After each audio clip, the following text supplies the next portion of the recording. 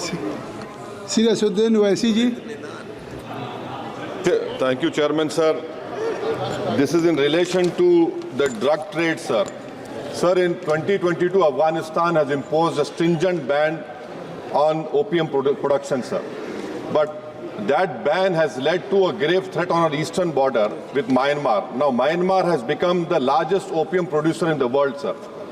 And this has led to highest seizures in Manipur, sir. Between July 22 and July 23, sir, contraband approximately valued at 1,600 crore was seized in Manipur, sir. And the Deputy Director General of Narcotics Central Bureau has stated, I quote him, sir, proceeds of drug trafficking are increasingly being used to fund terrorism and to support armed groups. Now, what is happening, sir, in Manipur, illicit poppy cultivation is happening. Factories have emerged. This is then sent to Myanmar and it comes back to Manipur, sir. Sir, 2,600 weapons were recovered in Manipur. Since the violence, 800 weapons or sophisticated weapons which were procured from outside the country. So this nexus of illicit drug and weapons trades could have the potential fire in the Manipur violence, sir.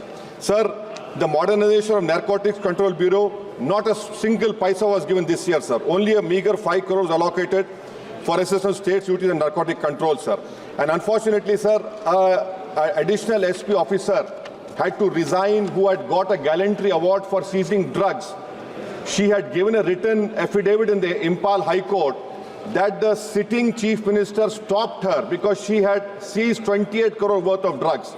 So long as Biren Singh remains the Chief Minister, and cookies cannot be blamed. Cookies cannot be blamed. He has to be removed for the violence to end, for the drug trade to end in Manipur, sir. Thank you, sir. It will not be a part of record. It will not be a part of record.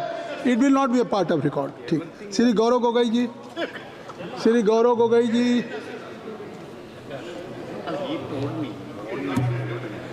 नहीं, आप वो ठीक सवाल उठा रहे हैं, लेकिन आप इस तरह से किसी का नाम नहीं लेंगे.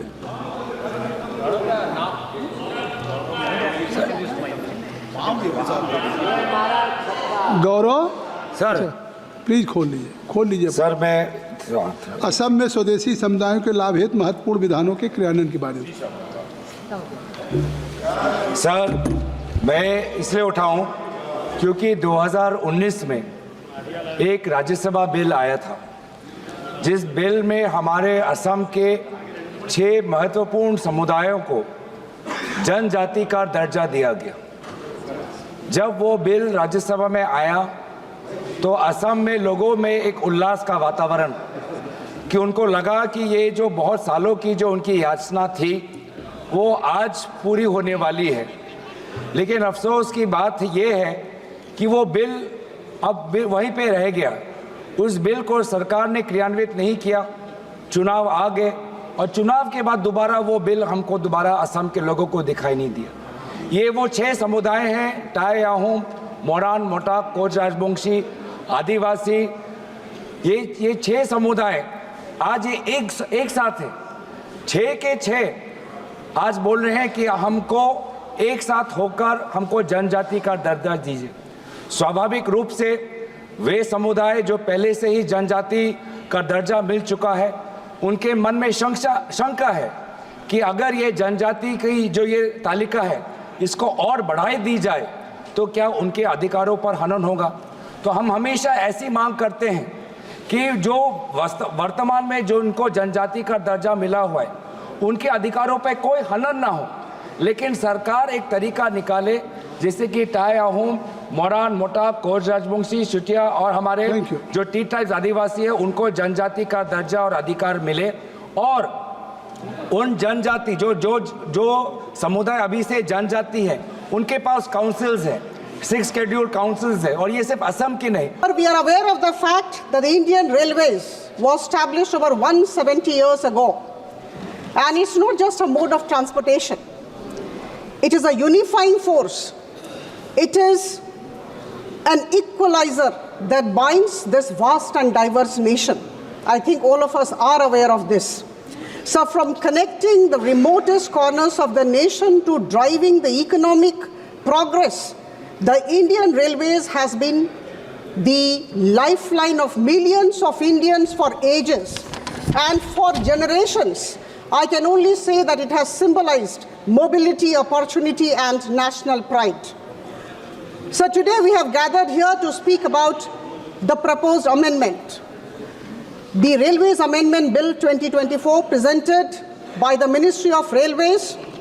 Banking system, the solutions that you've offered, maybe the banks are doing all right, but then you have NPAs. So there is a lot of, what I may be allowed to say, mixing of political details into what the reality of Indian banks is.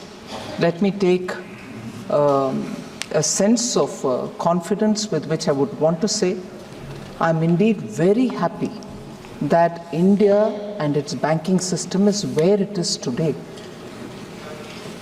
Being part of this government or as a citizen of this country, I would appeal to all honorable members through you, Speaker Sir, to just look at the world around us. Where are their banking systems? Many countries have lost their banks. Many of them have really collapsed.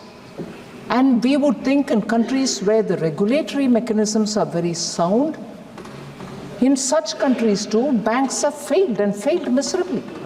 And overnight, in fact, I can even quote the case, overnight, over a weekend, the government had to burn the midnight oil and give some kind of a salvaging package that Monday morning there was no run-in into the bank. That was the situation just 1.5, 2 years ago, and in a very developed country. All of us would have read it in the papers. If that was the case about one bank in one western corner of that country, which was very much prominent because of the closeness to Silicon Valley, overnight they had to flush in money to say, no, run in, please, we'll take care of saving the bank.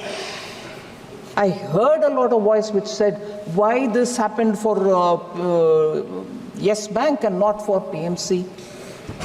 If only honorable members go into the details of what is the nature of bank we are talking about.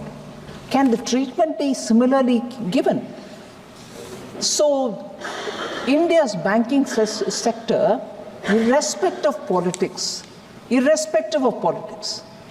is critical to this nation. We can't afford to have any one of our banks struggling or on the crevice that they may fall off.